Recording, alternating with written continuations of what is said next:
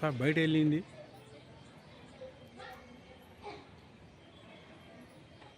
ఈరోజు గౌరవ జిల్లా కలెక్టర్ ఆదేశాల ప్రకారంగా మరి స్పెషల్ ఆఫీసర్గా మండలంలో వివిధ కార్యక్రమాలు పాల్గొంటూ మరి గిరిజన ఆశ్రమ స్కూల్ అయితేనేది, కస్తూరిబా స్కూల్ అయితేనేది, మరి స్వచ్ఛధనం డ్రై డే యాక్టివిటీస్లో భాగంగా ఈరోజు ర్యాలీ కూడా తీయడం జరిగింది.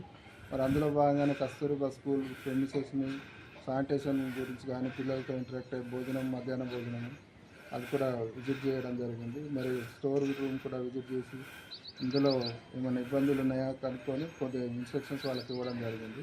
చాలా బాగా మంచి ఇక్కడ ఉన్న స్కూల్ స్పెషల్ ఆఫీసర్ అయితేనేది, మరి ఎస్ఓ గారు, హెచ్ఎంస్, టీచర్స్ అందరూ చాలా పిల్లలకు మంచి ఇది చేస్తున్నారు.